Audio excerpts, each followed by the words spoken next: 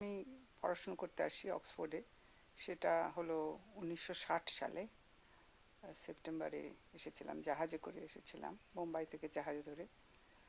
Canton বলে জাহাজটা ছিল, হংকং থেকে আসছিল বোধহয়, কারণ ওখানে অনেক চীনে লোক ছিল আর কি জাহাজে। তো তখন আমি ছাত্রী হিসেবে এসেছি, কাজে ঠিক আমি অভিবাসনের জন্য তখন তো আসিনি। আর আম, ওইভাবে কোনো বৃহৎ অভিবাসী সম্প্রদায় সেরকম তখন ছিল না, ঠিক এখন যেরকম আছে সেই অর্থে ছিল না, তবে কিছু কিছু ছিল। এবং তাদের সঙ্গে আমাদের যোগাযোগও হতো অভিবাসী মানুষের সঙ্গে। যেরকম অক্সফোর্ডেই আম, কিছু রেস্তোরাঁ ছিল যেখানে সিলেটিরা কাজ করতেন, এবং সেরকম একজন ভদ্রলোকের আমি পোর্ট্রেটও এঁকেছি আমার উপন্যাসে নতুন নতুন পায়রাগুলিতে, মিয়া সাহেব নাম দিয়ে। ওটা একজন মানুষের ভিত্তিতেই আঁকা। আপনি কি প্রথম অক্সফোর্ডেই আসেন পড়াশোনার? হ্যাঁ, আমি পড়াশোনা করতে আসি স্কলারশিপ নিয়ে। আর 3 বছর বাদে আমি আবার কলকাতায় ফিরে যাই। তারপরে আমি আমার বিয়ের পরে, আমার কলকাতাতেই বিয়ে হয়, বিয়ের পরে আবার 1 বছর বাদে আমি 64 সালে আবার আসি। 64 সালে যখন আসি, সেটাকেই বলতে পারেন আমার আসল অভিবাসনের সময়। তার আগেটা তো ছাত্র জীবন, এবং আমি এখানে আবার আসবো কিনা থাকবো কিনা তার কোনো প্রশ্ন ছিল না। কোন বিষয় ছিল আপনার? আমার ইংরেজি সাহিত্য, ইংরেজি ভাষা ও সাহিত্য নিয়ে পড়াশোনা ছিল। আর সেই 64তে যখন ফিরে এলাম, তখন এসে আমি ব্রাইটনে ছিলাম। ব্রাইটনে ছিলাম, সেখান থেকে কানাডায় গেছি পরে। কানাডাতে বছর দেড়েক ছিলাম, তারপরে আবার ফিরে আসি কানাডা থেকে। তখন আমি কাজ আরম্ভ করি, আমার স্নাতকোত্তর গবেষণার ডিফিলের কাজ আরম্ভ করি। তারপর থেকেও তখন আর কি এখানে আবার, তখন অক্সফোর্ডে আবার এলাম। সচেতনভাবেই থাকার সিদ্ধান্ত সেটা সেটা হলো ঠিক সঙ্গে সঙ্গেই নয়। ডিফিল ডিফিলের কাজ ডক্টরেট শেষ হয়ে যাবার পরে, তারপরে অন্য কোথাও যাবার সম্ভাবনা ছিল, কিন্তু আসলে আমরা দুজনেই কোথাও একই জায়গায় চাকরি নিয়ে থাকবো তার কোনো ঠিক চট করে সম্ভাবনা হয়নি। কোনো চেষ্টা যে করিনি তা নয়। তো তারপর যদি জানতে চান, আমি 1 বছরের জন্য 76-77 সালে কাজ করতে গিয়েছিলাম বর্ধমান বিশ্ববিদ্যালয়ে, তখন 2টি ছোট বাচ্চাকে নিয়ে। আমার গবেষণার কাজ, আমি ডক্টরেটের গবেষণা আমি 2টি ছোট বাচ্চাকে নিয়ে করেছি।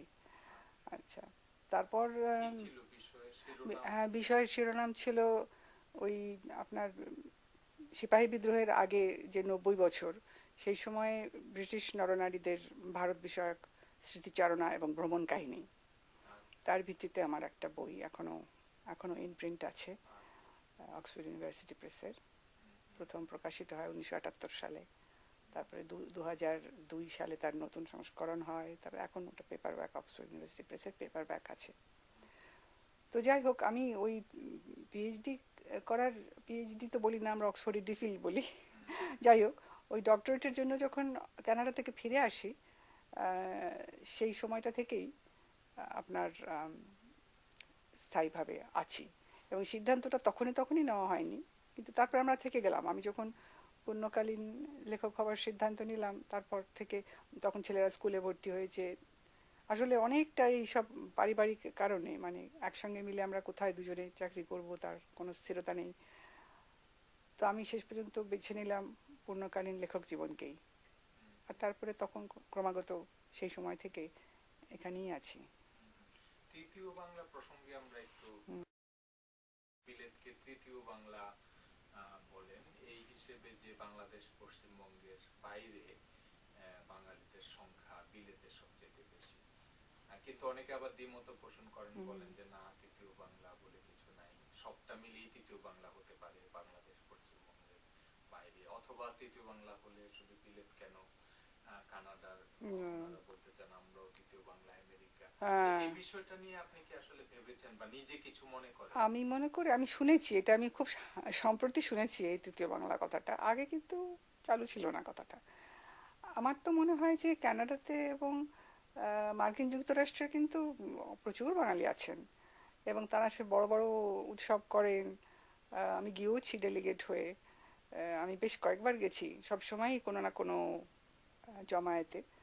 আহ, তো তারাও দাবি করতেই পারেন যে তারা এই দুই অঞ্চলের, আমাদের মূল যে দুটি অঞ্চল, সেই তার বাইরে তারাও নিজেদের বেশ একটা সংখ্যাগুরু অংশ বলে দাবি করতে পারেন।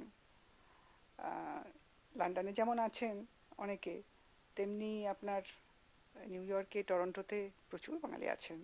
আর কন্টিনেন্ট, ইউরোপিয়ান কন্টিনেন্টও আছেন, অস্ট্রেলিয়াতেও আছেন। বাঙালি ঢোকেনি এমন জায়গা নেই। আর যেটা খুব মজার, মানে বাঙালিরা অনেক পেশাদার ব্যাপারে অনেক ঢুকেছে না, অনুপ্রবিষ্ট তারা বিশ্ববিদ্যালয়, কলেজে, সাংবাদিকতায়, সর্বত্র বাঙালিরা অনুপ্রবিষ্ট।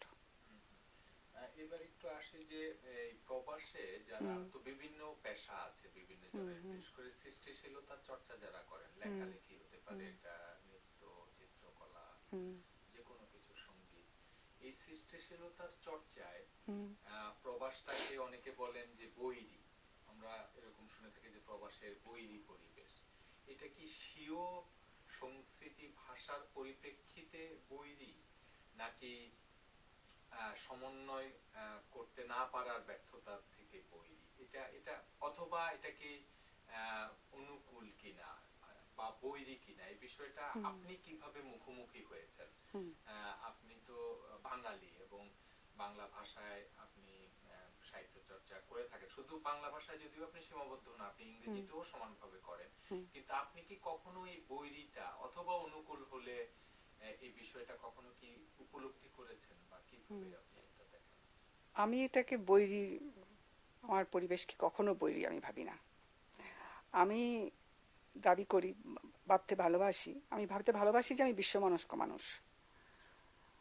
আসলে ইংরেজি সাহিত্যের ছাত্র ছিলাম, কাজে ব্রিটেন কখনোই একেবারে অপরিচিত ছিল না, কারণ অল্প বয়স থেকেই আমরা প্রেসিডেন্সি কলেজে যখন আমি ইংরেজি সাহিত্য আমি ওখানেও পড়েছি, ওখানে পড়ে তারপরে দ্বিতীয়বার এখানে পড়েছি। কাজে দেশটা আমার বইপত্রের মাধ্যমে খুবই পরিচিত ছিল। তারপরে সাক্ষাৎ পরিচয়ের পরে অনেক কিছু খুঁটিনাটি আরও প্রত্যক্ষ হলো।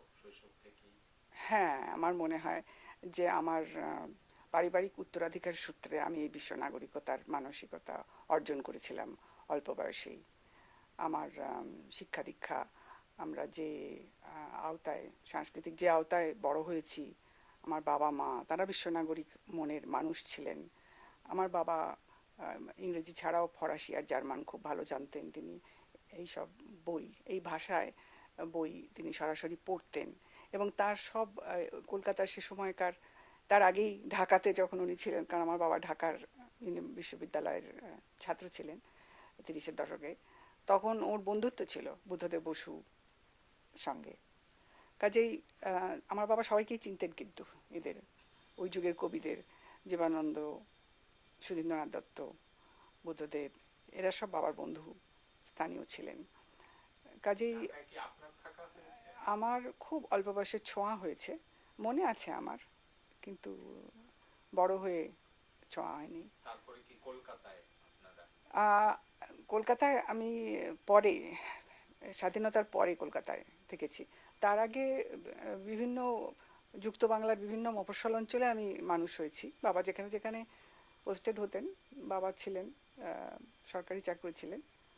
কাজেই আমার মেহেরপুর, এখন বাংলাদেশে, মেহেরপুরে আমার প্রথম স্মৃতি মেহেরপুরে। হ্যাঁ, নদিয়া জেলার, হ্যাঁ, কুষ্টিয়ার কাছে, হ্যাঁ। তো ওই ওই ওই অঞ্চলে থেকেছি, ওখানেই আমার আমার প্রথম স্মৃতি হচ্ছে ওই অঞ্চলটার। তারপর আপনার নীলফামারী বলে একটা জায়গায় থেকেছি, এটার উত্তরে, সেখানে নিশ্চয়ই নীল চাষ ছিল কোনো সময়, তাই নীলফামারী নাম। সেখানেও আমার বাবা এসডিও ছিলেন, মেহেরপুরে এসডিও ছিলেন, সাব ডিভিশনাল অফিসার ছিলেন। মানে তখন থেকেই পল্লী বাংলার সঙ্গে আমার পরিচয়, মফস্বল বাংলার সঙ্গে আমার, প্রকৃতির সঙ্গে আমার বন্ধন একটা আছে, নিবিড় আত্মীয়তার বন্ধন আছে আমার, সেটা আমার ওই শৈশবকাল থেকে আহরিত। এবং এইটাও আমাকে খুব সাহায্য করেছে বিশ্ব নাগরিক হতে, কেননা আপনি যেখানেই যাবেন সেখানেই বিশ্ব প্রকৃতি, সেখানেই আপনার পাখি, একই মানুষ, বলুন সবুজ, মানে প্রকৃতিকে দিয়ে আরম্ভ হয়। এটা এক রকমের